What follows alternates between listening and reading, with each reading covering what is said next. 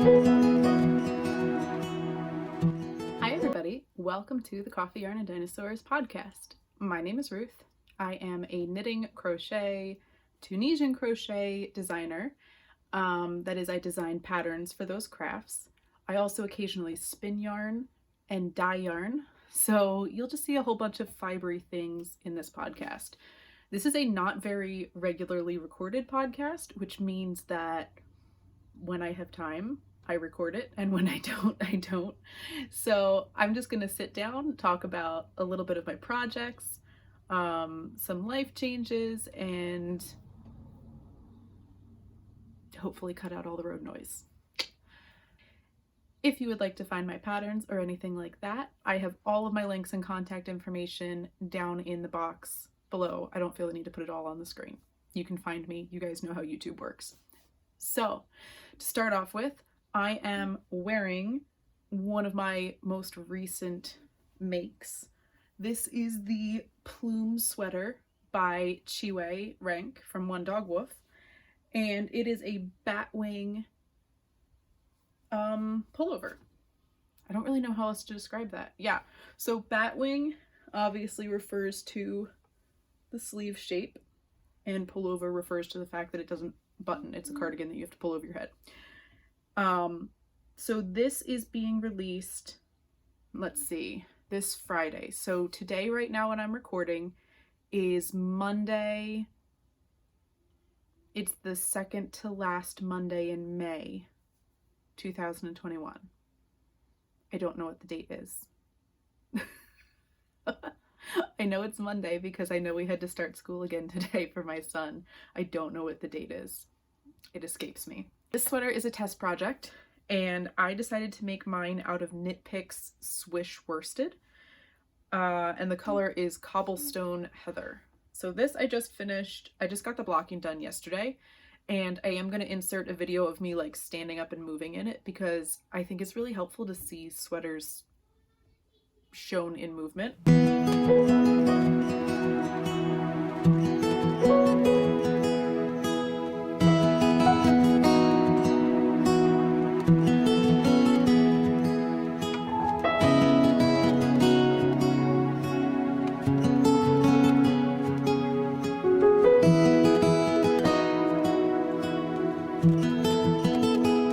I think it's also really helpful to know what size is on which person.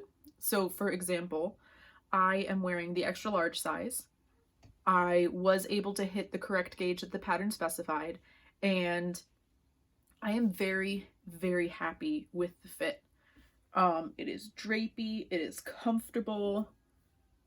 I thought the sleeves were gonna be too big because you can see there's a little bit of a gap here.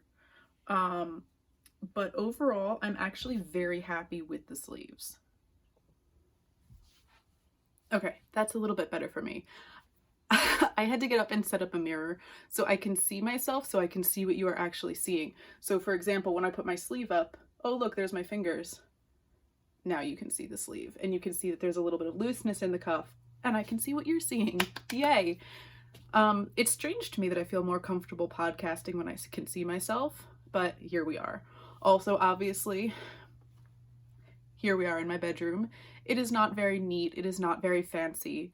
We just moved. That is, my husband and my children and I just moved into this house, I guess a little over 2 months ago at this point, in the middle of March, which is part of why I have not been podcasting. We moved only about an hour and a half west, but the big deal is that we are no longer renting. For the first time in our lives, we are in a home that we own, on property that we own, and I'm so excited. I'm really excited because we've lived in places where landlords would not let us personalize the home at all, which I think is pretty common, and you know, it's their property. But I'm excited that I can personalize where I live. I can make repairs without asking for permission. And also, in the process of buying this home, it's on 10 acres of land with an established apple orchard on it, which I'm sure if you follow me on Instagram, you have seen me walking through the orchard because I cannot get over it. It is so pretty, and I cannot get over the fact, like, I'm so thankful that God sent us this property to live on. It is, I'm so grateful. And it feels so peaceful and such a relief to be secure in where I'm living for the first time in a really long time. So yeah, that was a rabbit trail. I'm sorry, we were in the middle of talking about a sweater. So obviously here, there you go. This is a great view of the batwing. I have never made a batwing shaped sweater before this shape right here. And I know that the concern for it is that when you put your arm down, you get a lot of fabric, right? You get a lot of sort of bunching right here because there's all that extra underarm fabric down. And I know that some people don't care for that, but I personally feel that it's very comfortable. So it's nice for me to know that I enjoy the feeling of this shape of a sweater, because I wasn't sure if I would. I knew that there was that potential that I would not like the bunching under the sleeve. So I do really like this. I like the neckline. I don't know if I can show it to you that well. There is some shaping in the neckline. I know that this kind of looks like it's just two squares, one front and one back, but she actually did add shaping to the neckline, which I think is fantastic, especially for a crochet pattern. I don't know why crochet patterns tend to be unshaped at the neck, but whatever. So there's a little bit more of a dip in the front than in the back, and it has a nice like boat neck, and I could probably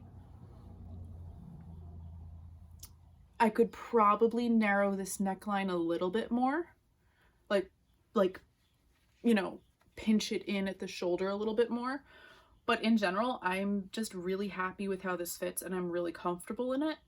So yeah, this one has taken a lot of my focus.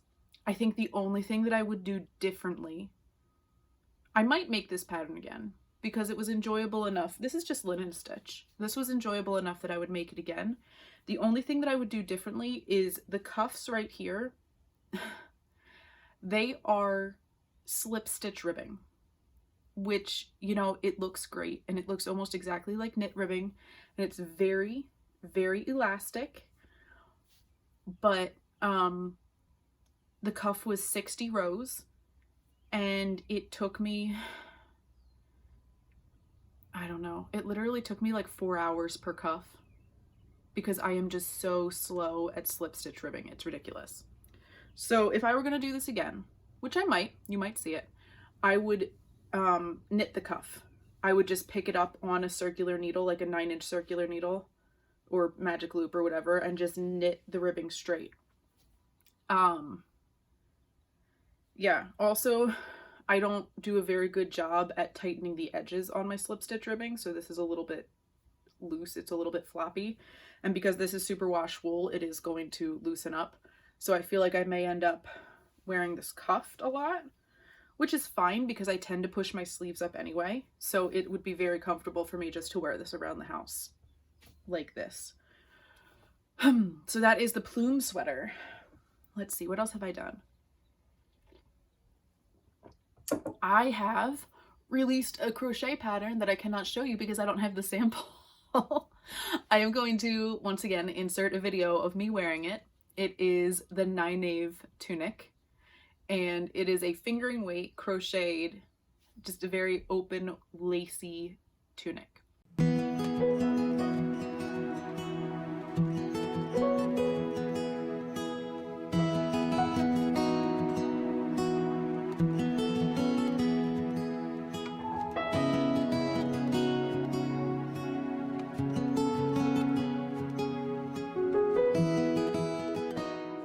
So, the yarn I used is from Jilly and Kittles, and Jill is somebody that I met at the last live event that I went to, which was Vogue Knitting Live 2020. I think it was right before everything shut down, and I really enjoyed meeting her, and so we decided to collaborate together on this design, and I'm really happy with how it turned out, and hopefully you guys are too. So that is the Nyneve tunic. And that is available on Payhip, Etsy, Ravelry. And just as a heads up, I haven't really announced this before now, I am not putting my patterns on Ribbler anymore.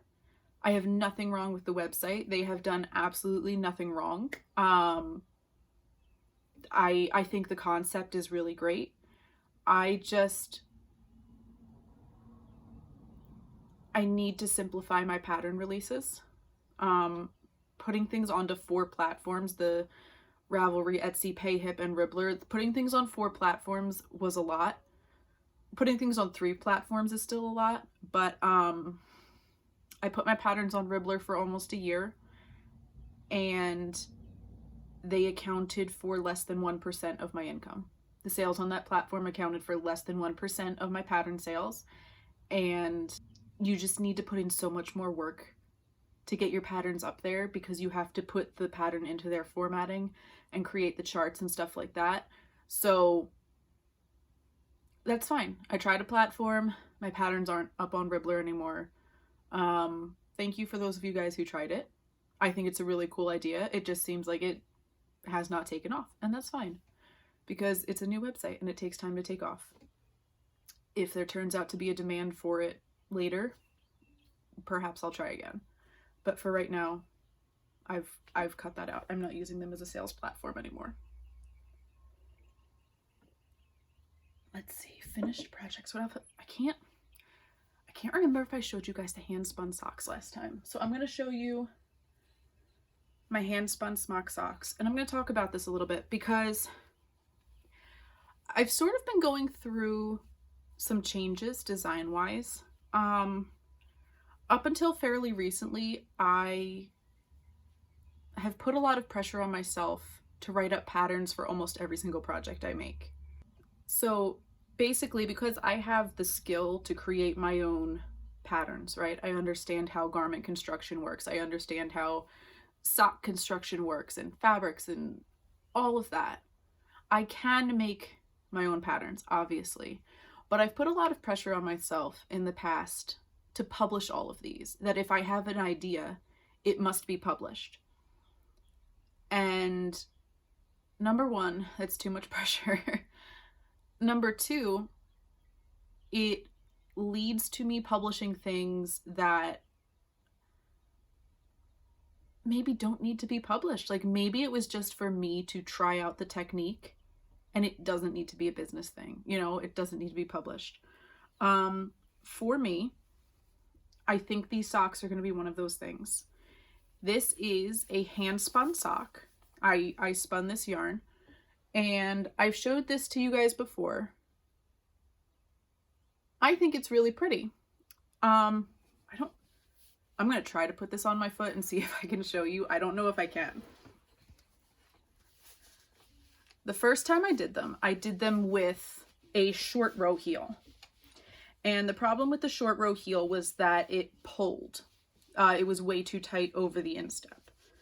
And this one, I redid them with a Flegel heel. Ugh. And it fits much better, but it does still pull over the instep a little bit. And I don't know.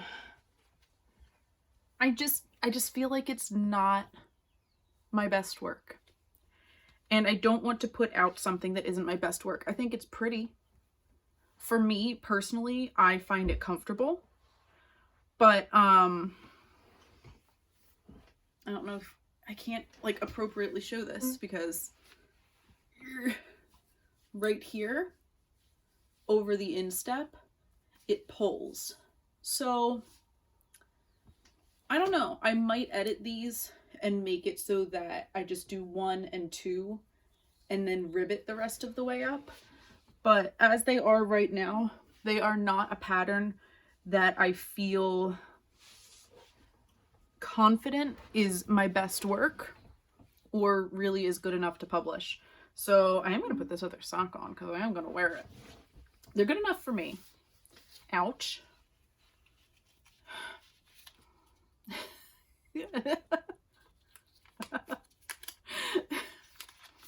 So this is my super duper fancy hand spun yarn labeling, right? 300 yards, 114 grams, 100% merino, 14 to 16 wraps per inch, sport to DK-ish weight, a gradient from Created by LCB. I am so fancy. So fancy. And I stuck it in the sock because I wanted to be able to remember what yarn I had used. I guess if I do decide to do this as a design in the future. The funny thing is that I have these all completely written up as a pattern. This sock with the Flegel heel in it and everything. And I just cannot find a commercial yarn that it works well with. Like, okay, so this is my bag of me trying to make this sock pattern work.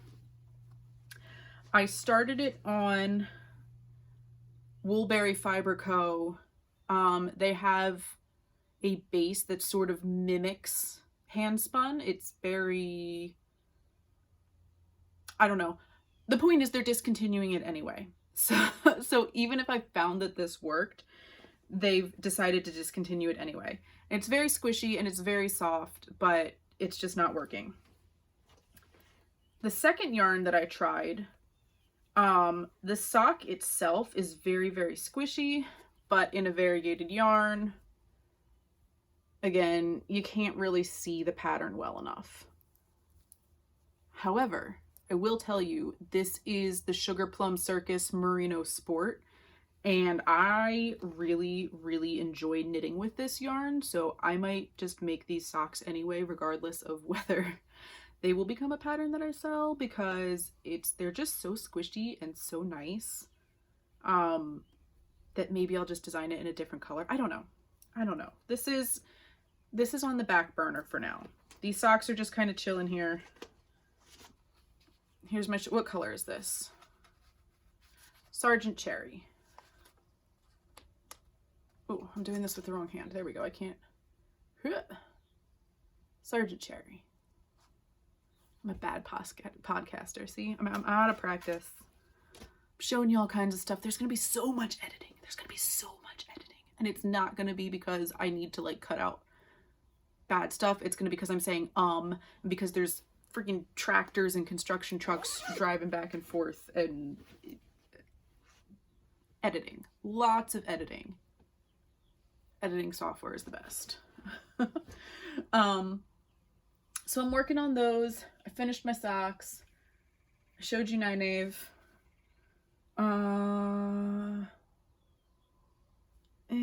Oh, let's along the lines of things that might not need to be patterns. I am currently working through projects that I've already started, right? WIPs that I've already started, because since moving here, you know, now there's an orchard to take care of. Like, it's spring, there's lots of pruning. My husband came home one night and was like, surprise, I got chickens. Here's baby chicks. So my husband got 5 chicks. And now I have chicks, which they're fine. Chickens, they're not that hard. But then out of the 5 that were supposed to all be female, 2 of them turned out to be male. And apparently you have to have like a male to female ratio so the males don't, I can't think of a polite word, affection the females to death is basically what happens. I'm sorry if you have children nearby. I should put a warning on myself. We're talking about farm animals. Yeah. So I naturally needed to go out and go get more chicks in the hopes that my male to female chicken ratio would even out. So now we have 17. I don't know. It'll be fine. We have space. It'll be fine. But anyway, things like that, and the fact that I'm finishing up virtual schooling my first grader, which virtual school. No, thank you. Things have been a little bit busy, you know? So I'm working on finishing up projects that I've started because I know that they're going to be taking me longer. So instead of starting a gajillion projects, including design projects, I want to start just starting and finishing, or just finishing off old ones. So like those hand spun socks might not become a pattern that I publish. These also are a pair of socks that I have been working on they've actually been sitting here ready, basically ready for the toe decreases, for close to a year. This is a pair of socks. I think I've showed you all before and I can't remember if I have or not. This is a pair of socks that I am working on using Amy Vandelar's beeswax pattern. Amy is somebody I've moderated the indie gift along with, so like I've chatted with her, and when we were living in the bus 3 years ago now, maybe probably about 3 years ago, I made a pair of these just for fun, just modified them, and got a bunch of basically pattern support questions, people saying, hey, how'd you do that? And I was like, oh, hey, Amy, I'm getting a whole lot of pattern support questions about this. Do you care if I do sort of like a companion pattern where they need to purchase your beeswax set and I just tell people how to modify it into a sock? And she was like, no, that sounds great. I have no intention of knitting socks. I don't design socks, so fine. And, you know, it's another one of those things that I realized I really enjoy, but I don't know that it needs to become a pattern.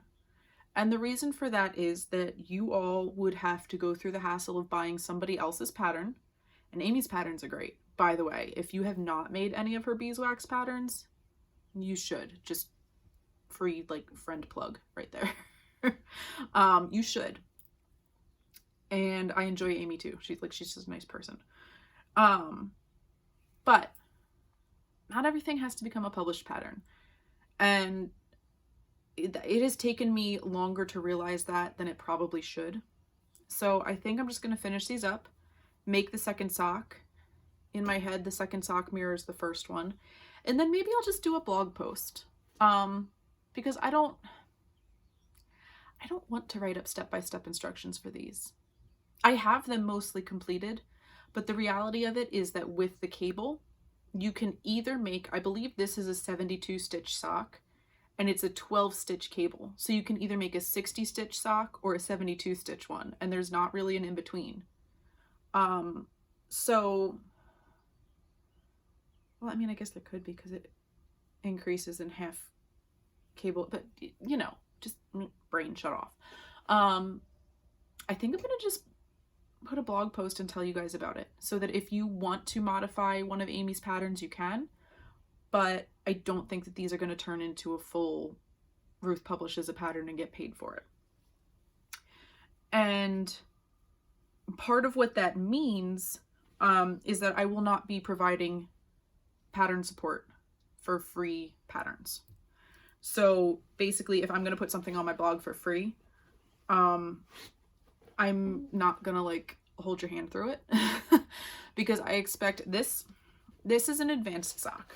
Okay, this is a fairly advanced cabling pattern. I am not going to teach you how to knit cables. If you've never knit cables before, this is a 72 stitch top down sock with a square heel turn and gusset. And what did I do? I did a slip stitch heel flap. So yeah, that's just where I'm at. There's a lot of things that I could do. But I'm deciding what I want to do and what I should do, I guess. So this is a Sugar Plum Circus. Let me see if I have the label in here. No, I know the color is Mint Julep. I don't remember which of her bases it is. I will try to look it up and put it in. I know it's the one with nylon in it, the 75-25. I don't think I would use 100% merino for a sock. I don't think. I might have. I started these I probably started these a year and a half ago. Y'all, it's been a while. So this is also in the projects to finish up bag, and the projects that may not ever become a pattern bag. Tell you what, these hand spun socks are comfy though. I don't know, dude. I might have to get people to test them. Maybe we'll have people test them and see if they like the fit.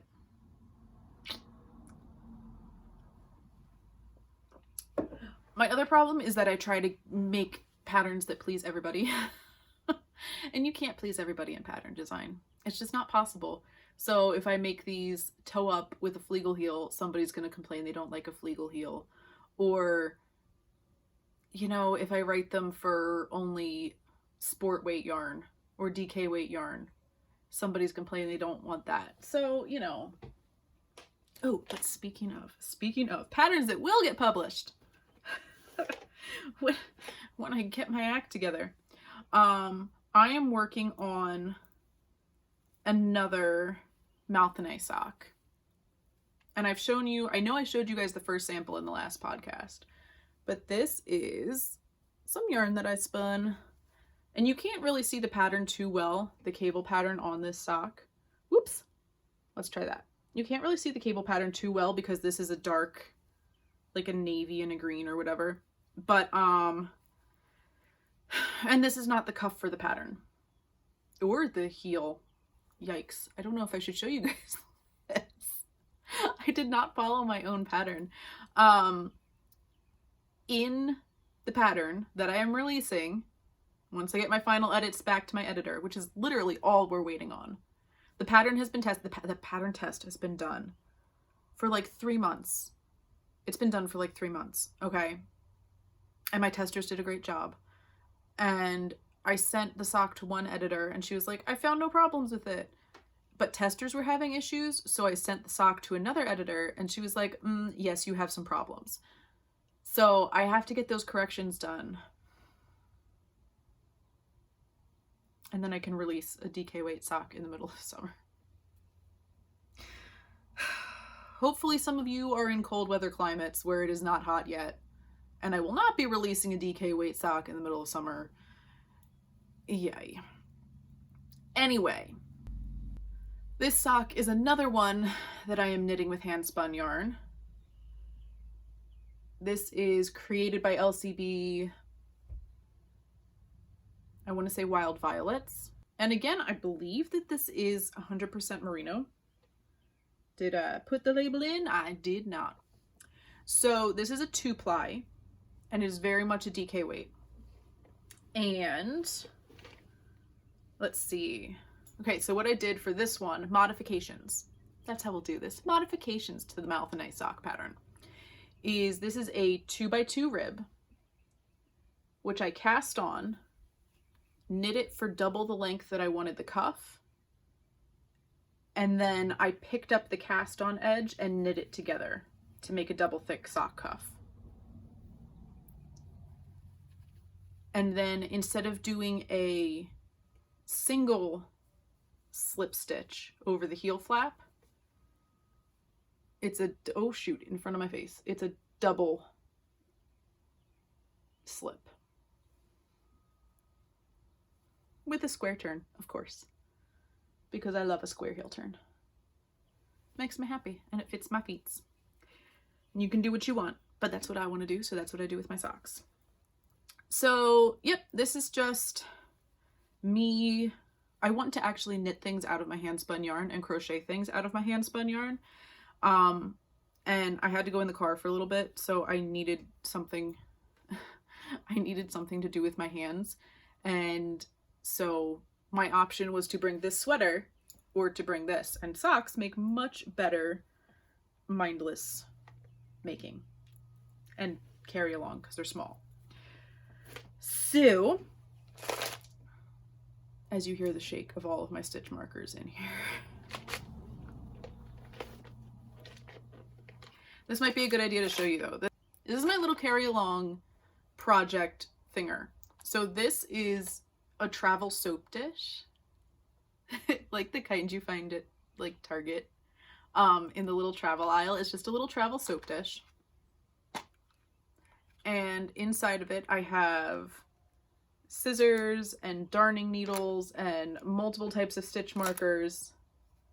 As you can see, ooh, you know, the cute ones, the basic ones, the split ring ones if I'm gonna crochet. I don't know if I can show that better. Let's see. The split ring ones, there we go. If I'm gonna crochet, couple random cutesy ones, you know, the stuff. You know what I really hate stitch markers though? I have them in here and I don't ever use them. Where'd they go? Let me get them out of here. Little suckers are difficult. I found at a local yarn store a couple years ago. Ooh, these are so hard to hold. Little triangular stitch markers. Look at that. And I am telling you, these are the least functional stitch markers I have ever used in my life. They don't slide nicely on the needle. They poke you. They're the wrong size. They're the wrong shape.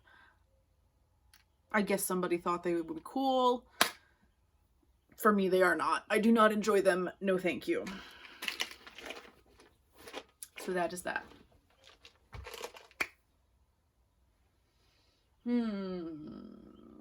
Oh, let's talk about hand spun yarn. I spun some yarn. I finished some yarn spins.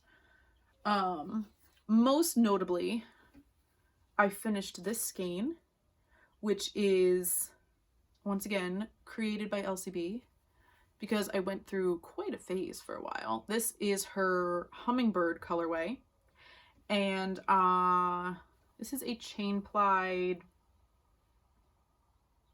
I don't know. I cannot find my crappy little yarn information sticky note, so I do not know. I believe this is a sport to DK weight. If you want to see, I gotta stick my face behind it like a good podcaster. Do do do do do do do. And this is Falkland Merino and rose fiber. So this is not as soft as the other ones are, but actually this yarn would probably make much sturdier socks and much longer lasting socks than the merino ones, that Malthinae ones that I'm working on right now. Because the Falkland rose blend, it's got a longer staple length to the fibers, and the rose gives it the what do you call it? Durability, I think. I don't know. So I did that, and I also did this skein. And this is a combination of fibers. I recently discovered, how can I explain this? I was aware of a yarn dyer, and I was not aware that she dyed fiber as well. And I recently discovered that she dyed fiber as well, and I've been on a little bit of a binge. Her name is Emily, and her business name is Woolfiend, with 2 D's on Instagram, I believe. So this is a combination of, let's see if I can show it to you nicely. That lighter color that's in there is a 100% wool. Well, I guess it's not 100% because there's tweed in it, but it's like 85% wool, 15% the tweed, like the neps in it or something like that. And the darker color that's in there is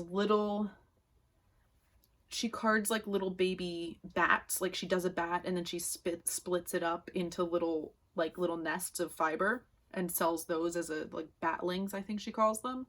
So this is a pack of batlings alternated at random as I felt like it, with probably about 2 ounces of the pink wool tweed blend, and it's just a 2-ply. So I just plied it back on itself It'll probably be somewhat striped when I work it up. It's also thick and thin because I haven't, I had not spun in a while when I started working on this.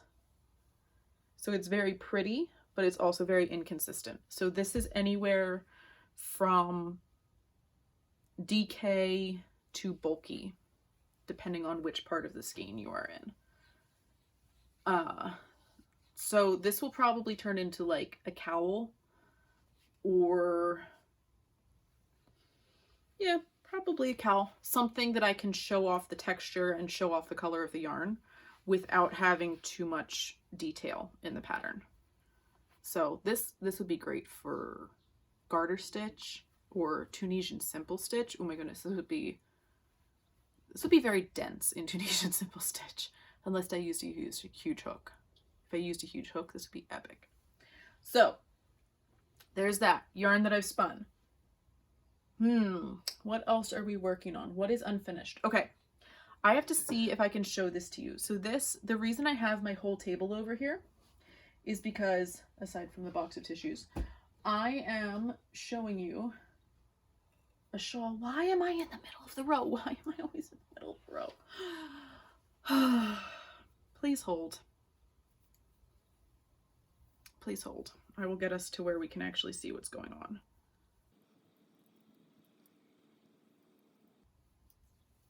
Actually, this is a good spot to show you what I'm doing. So this is technically an Intarsia shawl, right?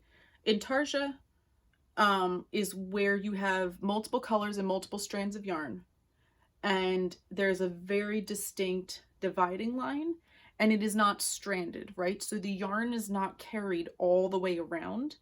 It's just used and then dropped.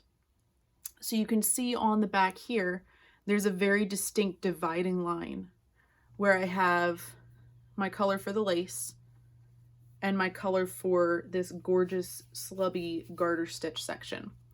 So all I'm going to do when I get here is, if I'm normally working like this, I'm normally working with my main color, all I'm going to do is drop it, pick up my contrast color, and make sure it's going underneath the one I just dropped. And then I can just keep going like so. And that's all it is for this particular shawl. This is one that I need to finish. I'm going to get to the end of the row so I can actually show you the pattern.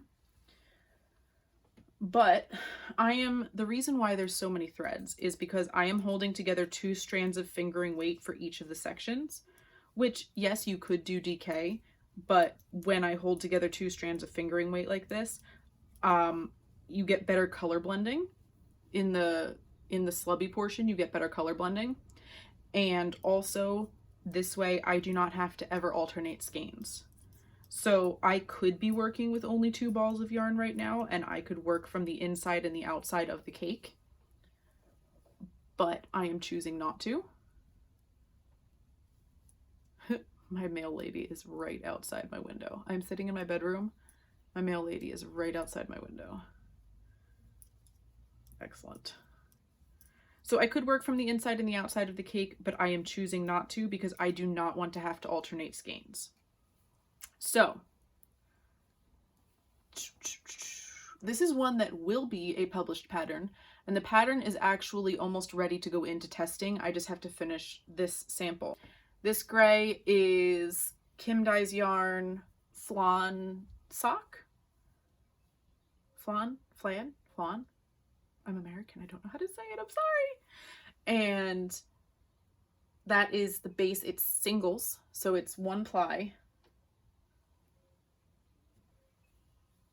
And it's got silk in it, which is why you see the shiny. And the other base that's on the other side is her crumble slubby base. And so you know what else is fun? So this is the other fun thing about hand-dyed yarn, right? These are both the same colorway, dyed in the same batch. They do not look the same. Can you see it? Can you see it on here? This one is much darker and has much more brown. Like you can see, this is very brown dominant. And this one is very light and gray dominant. So normally I would have to alternate skeins, but because I'm working from one strand of each of them, they're going to blend together the entire way through. So there might be some pooling, but if there is, there will be less pooling, and there won't be like a dark section and a light section. It'll just work together. So it's a less portable project, but it's going to save me the headache and the pooling in the end. So something I hope to work on in the future involves using this giant skein of yarn I dyed that's basically as, well, it's not as big as my face, but you know, it's pretty big. So this is, if you have somehow missed it, I am not selling the yarn that I dye anymore for a multitude of reasons, but I am not currently selling the yarn that I dye.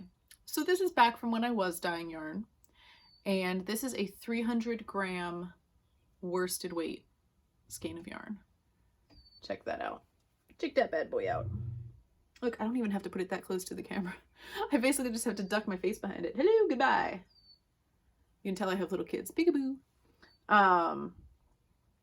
So I am planning on knitting.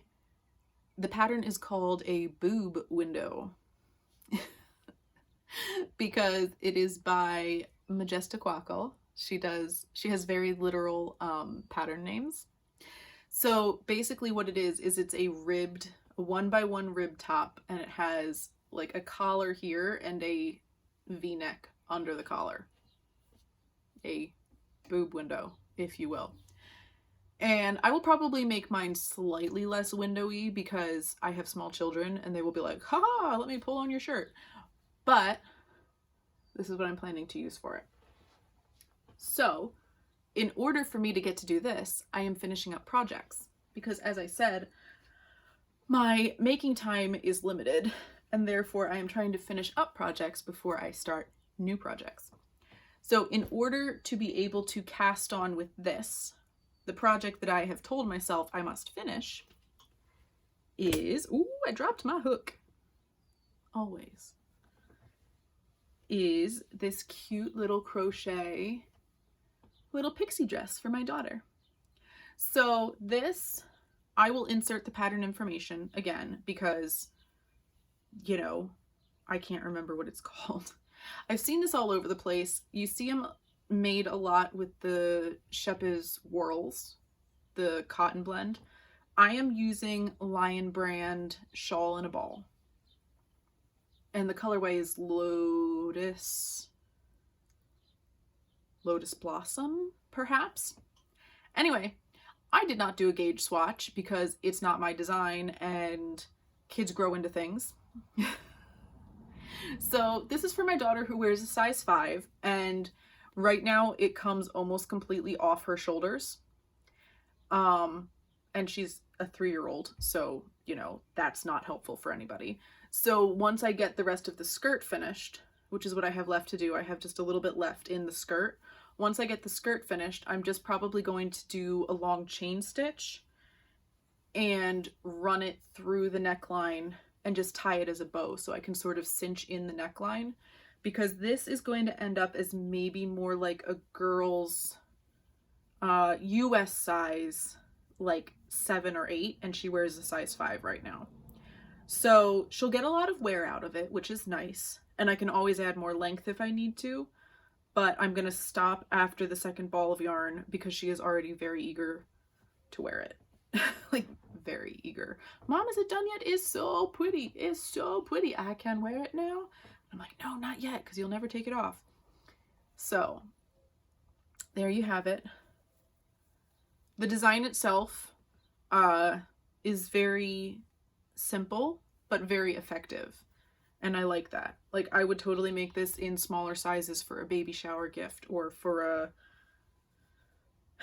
I don't know, probably just even for like a little birthday gift. It's very cute. It's very effective. It goes all the way up to adult sizing. So theoretically, I could make myself one of these if I wanted to, which maybe someday. But right now, I think that would be like making a blanket. And I don't really want to crochet myself a dress. Maybe one day I will. So when I finish this, I can cast on my boob window for myself. So obviously you may have noticed that my stash enjoyment is sort of going and sort of not, right? So my original plan was that I was going to not buy very much yarn. And I think what happened is, if you somehow missed it, Ravelry messed with their website, did an update, caused lots of people lots of pain. Lots of people are off the website now.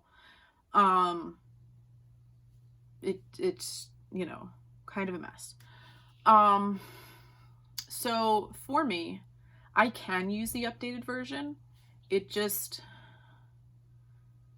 doesn't feel like fun because some of my friends can't use it, which sounds very childish, but that's kind of how it feels. Like it's not really fun if we can't all take part.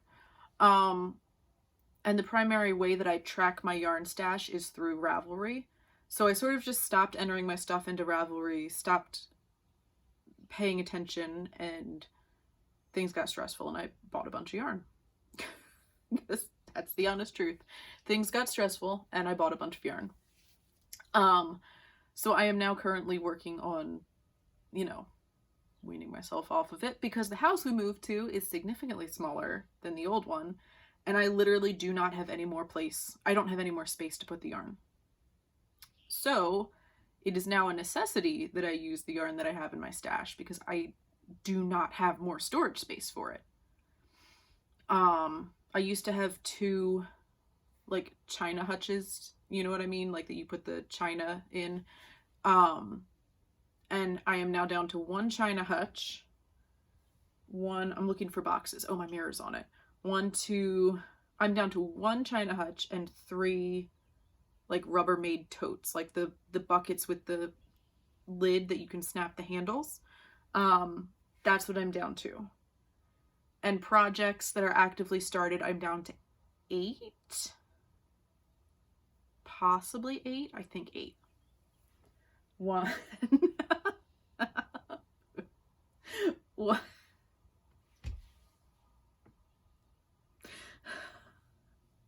Guys, I'm so tired. I don't even know if I'm going to keep this in the video.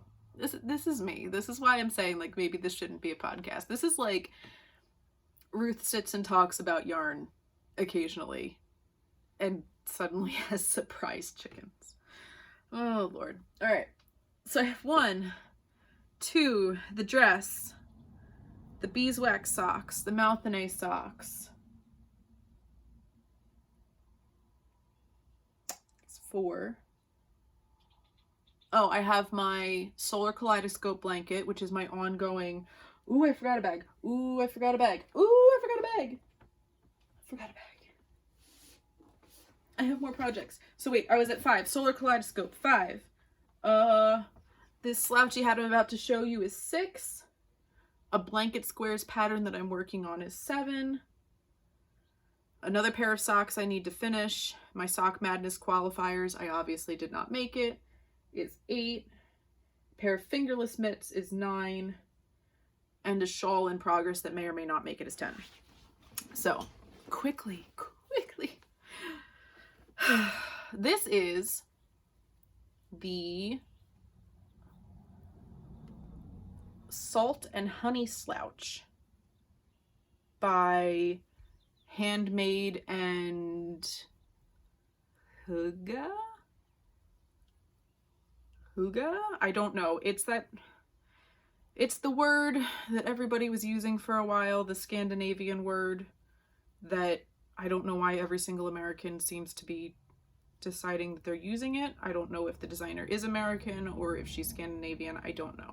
I have no idea. However, oh no, the designer isn't Handknits and Huga. It's Huga Canyon. I don't know, friends.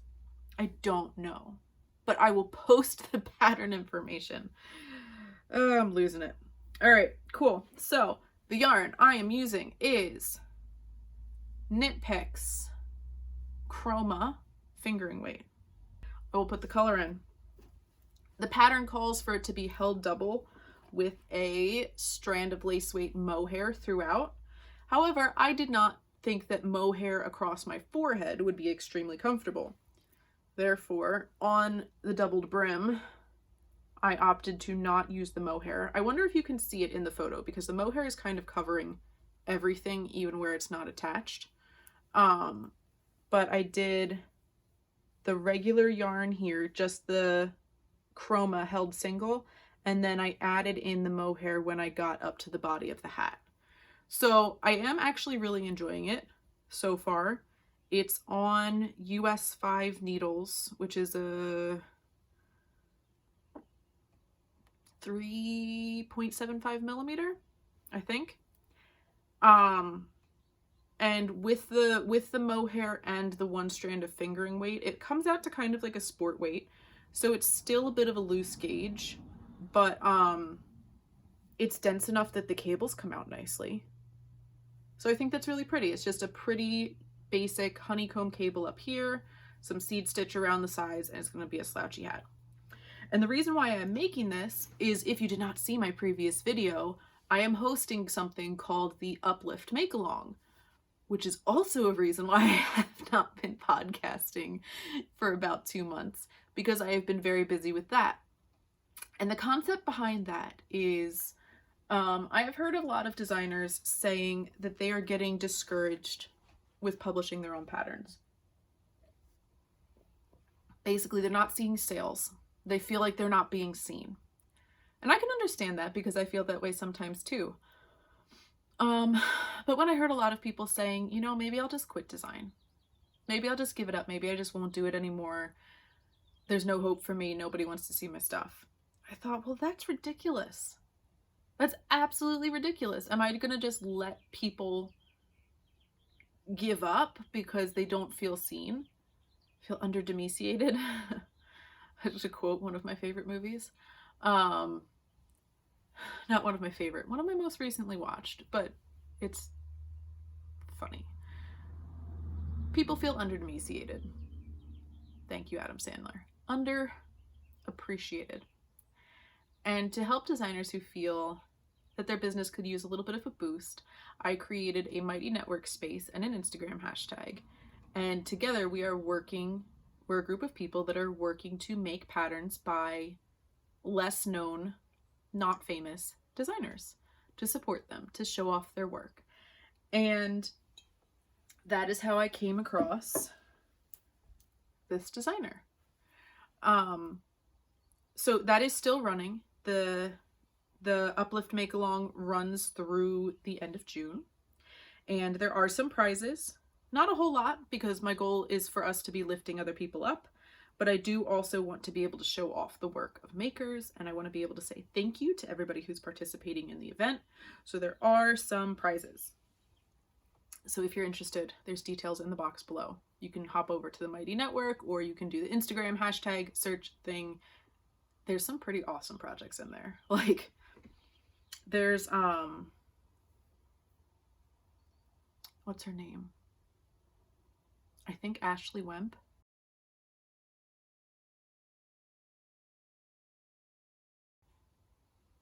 I'll have to look. Who does epic shawl design. And somehow I've never seen them before. And I went, well, I just want to make all of these. How do you expect me to choose? You know? And who else? I'm trying to think who else is in there that I hadn't seen before. And I just went, why do I not know about your work? Oh, Yu Shan Fang is amazing. She's a genius with cables and with texture. Who is she on Instagram? She's Yu Shan Fang is her name, because that's how I think of her. Yarn Contortions. Yarn Contortions is her Instagram name, which is a perfect name for her, because Yarn Contortions. She's got this beautiful sweater coming soon. Oh my gosh. I die. I just, you know, I'm going to put a picture of the one she just released on the screen, because it is on my list to make, and I will make it happen. Like, hell or high water, I will make it happen in my schedule. Ooh, please hold. I will show you. I will show you.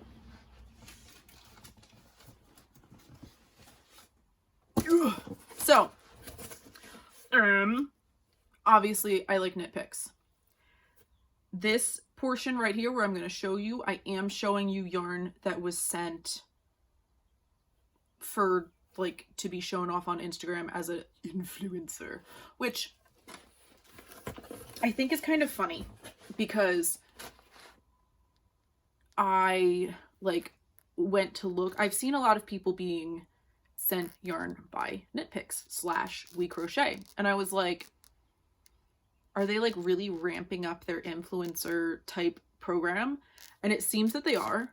I contacted them through that program and they were like, yeah, sure, we'd love to have you do that. Here's what you have to do. And it's basically like what I've been doing with their yarn, like post it online and tag just them and show off their product and say like, this yarn is from them. And I was like, but I've been doing that. So you're telling me you would like to send yarn and then I will do what I've been doing and then I can make projects. Cool. So anyway, this box of yarn is what they sent. And I may use this for Yushan's sweater because this orange is gorgeous. Ooh, but it's DK weight, so maybe not. I don't know. We'll see. So this is Swish DK, which is the same thing as this. But this is the worsted weight version. Do you see what I mean? Like I use it anyway. So they're like, you're an influencer, and I'm like, but am I really? Yeah. But yeah, like full disclosure, they sent me yarn, so I would show it off like I normally do anyway. Yeah. So I might use this yarn. I might not. I might. So here's the funny thing. What I'm currently deciding between is I'm deciding between whether I should use it, the Swish in the orange DK, or I also have a sweater quantity of Swish in like deep red in the worsted weight version, which is not yarn support / influencer yarn. So you'll be seeing it either way. I'm probably going to be using their yarn for a sweater either way. Just, you know, just letting you know that got sent. So people say like, oh, I'm giving you my honest opinion and I'm not getting paid. By the way, if somebody gets sent yarn in trade for giving their opinion online, that is payment. You are accepting payment in the form of yarn. Okay? You are not getting paid dollars along top of that, but this is payment because it is something that I would not otherwise have. It is a product that costs money that has been given to me in return for me showing it to people, which is you. Even though this technically doesn't count because they want a separate video, which you will probably see. But, you know, it's just yarn and I'm just showing it to you. I don't know. You would know if I was doing a sales pitch because I used to work in retail. I was a retail manager. I don't know if it matters if I say where it was. I was a retail manager at Claire's Icing for a long time. And they were very pushy about getting us to sell to customers. So you would know if I was selling to you because I would not be talking to you like this. I would not be like having a conversation. I would, hi, can I help you find anything today? Oh, it is so nice to have you in here. Like the sales manager thing, it's totally different. The sales voice, you know what I mean if you have one. I'm just trying to be upfront with you about the yarn. I'm not trying to pitch you guys anything. So, yes. Wow, this is a really all over the place kind of podcast today. So happy I have editing software. Oh, I can show you the Sock Madness socks. Let's do that. Let's look at the Sock Madness socks. So, Sock Madness, I obviously did not make it into the actual competition rounds because I started doing this right when I was prepping to move. So here's the first sock. And this is yarn that I, oh no, I put the needle through the, okay. This is yarn that I dyed. Again, back when I was, you know, dyeing yarn. And this is a really like funky but cool heel construction. It's a strong heel, right? So this is the top of the sock. It's top down. And then, well, I guess it's easier for you if I show it to you guys like this. It's top down. And then you make the gusset in here. And then you do decreases on the sole, which is how a strong heel works. I'm just always fascinated by the way that you can place increases and decreases for the instep of a foot in different places, and it still works out the same. Because as long as you're creating space for the heel, you're fine. Because that's basically what a gusset needs to do, is it needs to create extra space and an angle for that heel, right? So whether you do it like this, or whether you do it like this, you're still just making space for the heel, which is the whole point of the gusset and the heel and the turn and all of that. So yes, so I have one sock done. And the second sock, let's see, oh my goodness, I'm even in the middle of the row. This is not good, people. Because this is a complex sock. Oh, this is great. This is great. I can show you. Yarn in the way. Okay, so I am in the middle of the heel decreases for this sock, this second sock. And once I get done with that, it's going to be like zip zip. Because basically when, you know, you guys know, once all you have left is the foot of the sock, you're golden. You're good to go. It's so fast. So, project to be finished. And so again, when I was dyeing yarn, this kind of goes back to the change of mindset, right? So I was dyeing yarn because I was trying to do all of the things and because I enjoy dyeing yarn, but one person cannot do all of the things. I'm not sure if you all have had that realization yet. One person cannot do everything. So I cannot have an effective dyeing business, design all of the things that I want to design, virtual school my children, take care of chickens,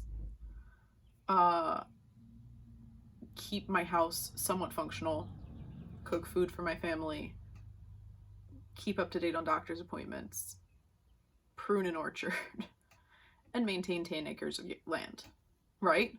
I cannot do all of these things. So yarn dyeing had to go. My knitting / crocheting time is getting cut down some because care of children, feeding children, and taking care of where I live, they're not really optional. And the chickens are alive too, so I have to take care of chickens. That's not really optional either. So when I was dyeing yarn, part of that time crunch was that I didn't really make a whole lot of things with my yarn that I dyed, which is ridiculous because I love the colors that I dyed. The yarn colors that I dyed, I love them.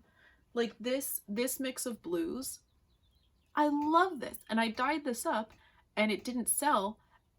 And I was like, why did this not sell? And I was kind of actually a little bit happy about it because then it can be for me. But I felt guilty taking yarn stock from like, oh, I'm trying to run a business. I shouldn't be taking the yarn for sale. But now, because I am not trying to sell it, I can just use it. I can knit up my own colors and crochet up my own colors that I want to use and that I like. And I don't know why I didn't do this before. I got really caught up in the social media aspect of this, to be honest. I got really caught up in the dye all of the yarn, design all of the patterns,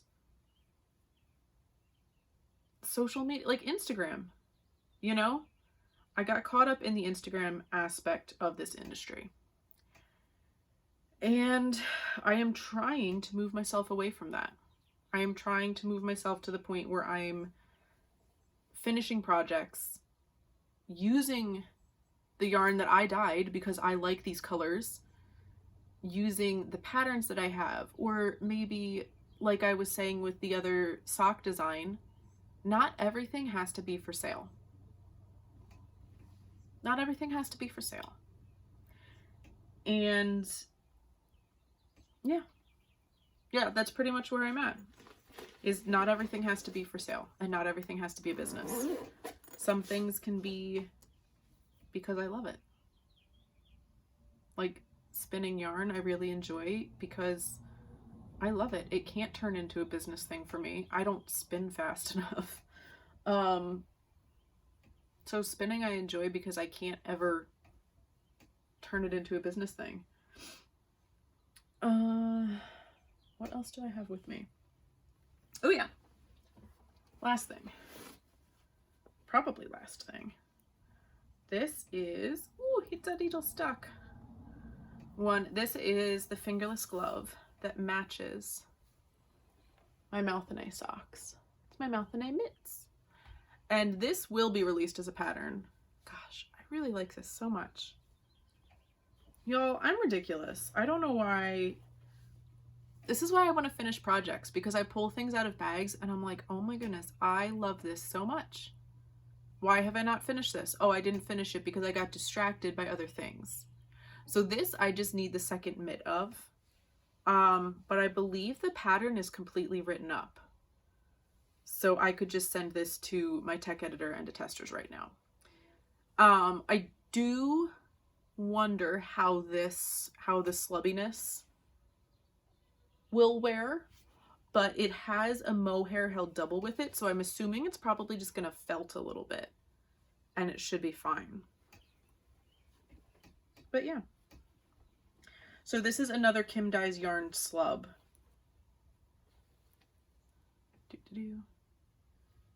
And it's held with Dragon Horde yarn mohair.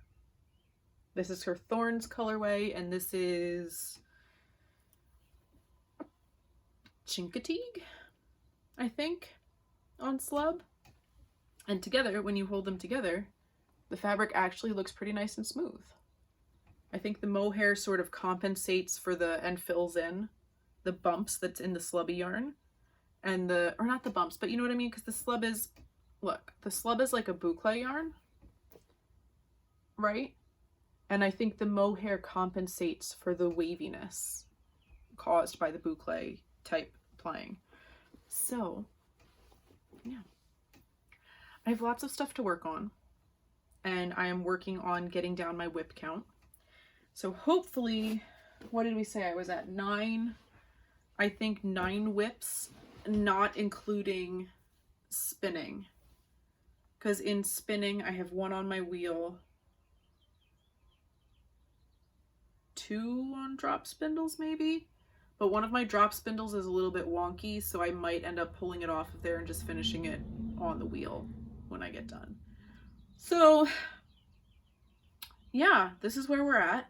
I don't know. This is me in real life. Y'all, this is Ruth unedited, but also very edited because I'm taking out some of the less functional communication and the road noise. So yeah, I guess if you have questions about things that I've shown you, I feel like I have probably talked too much about some things and talked not enough about other things. So if you have questions about things I've talked about things I didn't talk about, let me know. It's been nice to chat to you guys for a while. And now I'm gonna go see what snacks my children snuck while I'm in here doing this, and they're in there watching a movie. So thank you for joining me. I'll talk to you guys later. If you do want to get notified, remember to turn on that bell and do the subscribe YouTube thing, because I'll podcast when I can. I would like to do it as often as possible. I don't know how often that's possible.